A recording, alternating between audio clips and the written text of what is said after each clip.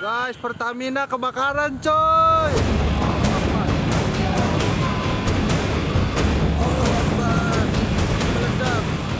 Saya sudah perintahkan kepada Menteri BUMN dan juga Gubernur DKI untuk segera mencari solusi dari kejadian yang terjadi di Pelumpang.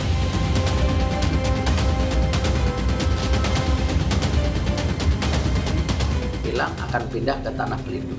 Nah, kita sudah koordinasi dengan Pelindo, itu lahannya akan siap dibangun akhir 2024. Ya, yang memberikan izin itu saya kira tidak benar.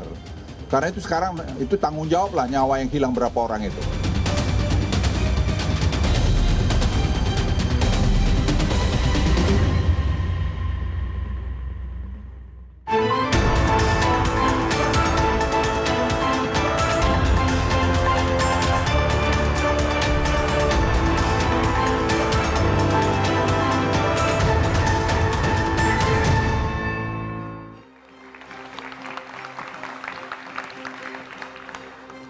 Selamat malam saudara. Depo Pertamina Pelumpang terbakar lagi. Belasan orang kehilangan nyawa dan puluhan lain luka-luka.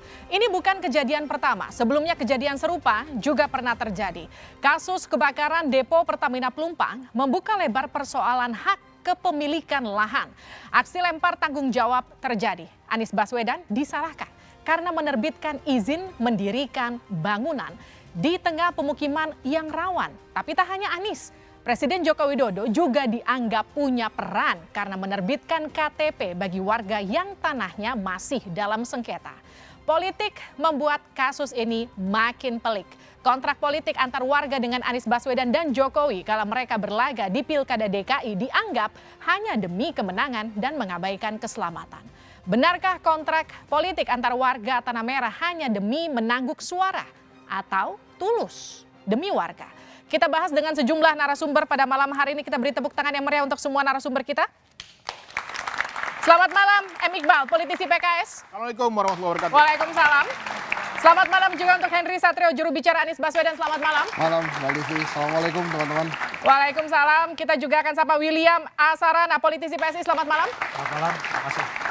Dan juga Joni Simanjuntak, politisi PDI Perjuangan. Selamat malam. Dan juga Studio 2 Arah semakin semarak dengan kehadiran rekan-rekan mahasiswa dari Universitas APP Jakarta, STMI, UPN Veteran Jakarta, Universitas Indonesia, dan Universitas Budi Luhur. Saudara, inilah Dua Arah, janji politik berujung konflik. Saya Liviana Charliza. Gambar. Kebakaran besar yang melanda Depo Pertamina Pelumpang, Koja, Jakarta Utara pada Jumat pekan lalu menyedot perhatian.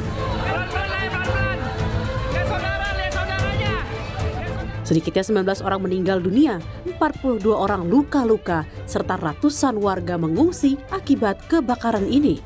Kobaran api yang diduga berasal dari ledakan bahan bakar minyak di area depo melahap permukiman warga di kawasan Tanah Merah yang berada tak jauh dari lokasi.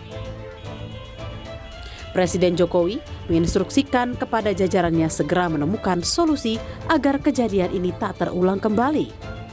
Saya sudah perintahkan kepada Menteri BUMN dan juga Gubernur DKI untuk segera mencari solusi. Bilang akan pindah ke Tanah Pelindo. Nah, kita sudah koordinasi dengan Pelindo, itu lahannya akan siap dibangun akhir 2024. Maka kita akan membuat buffer zone atau wilayah aman. Pelumpang itu sudah dibuat di sana, ada daerah kosong atau bumper untuk buffer zone untuk tidak ada kejadian.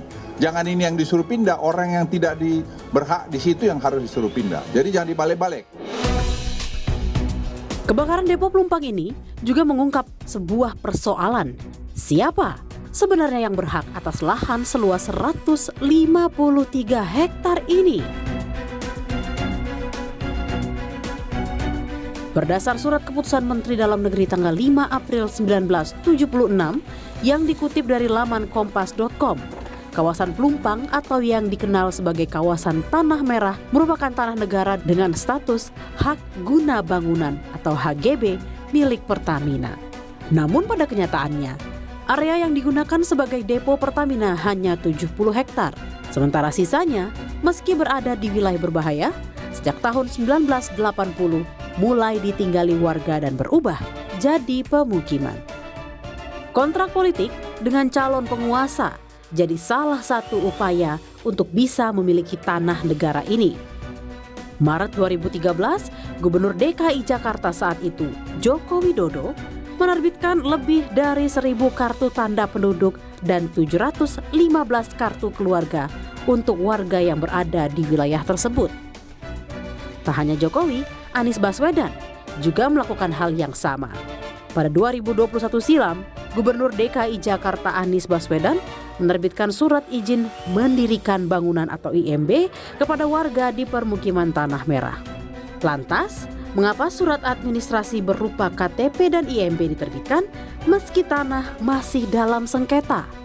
Benarkah ini dilakukan guna memenuhi janji politik yang pernah diucapkan saat pemilihan? Mengapa mereka menutup mata dan mengabaikan keselamatan warga? Saudara, inilah dua arah janji politik berujung konflik. Kita juga menghadirkan seorang panelis, Yayat Supriyatna, pengamat tata kota. Selamat malam. Selamat malam Mbak Livi.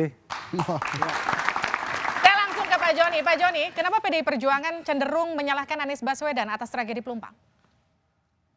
Begini, kita kembali ke waktu awal kampanye Pilgub ya. Pak Anies itu menandatangani fakta integritas kepada warga.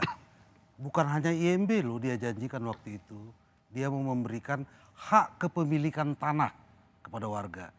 Artinya waktu itu saya sampaikan kepada warga di sana itu nggak mungkin, impossible. Nah akhirnya karena mungkin dikejar oleh warga, nggak bisa diwujudkan karena memang nggak mungkin. Karena itu adalah bukan domainnya Pemprov DKI Jakarta, andai pun dia terpilih sebagai gubernur. Maka waktu itu di akhir masa jabatannya di tahun 2021 keluarkanlah IMB kawasan yang menurut pemikiran kami itu adalah sekedar akal-akalan.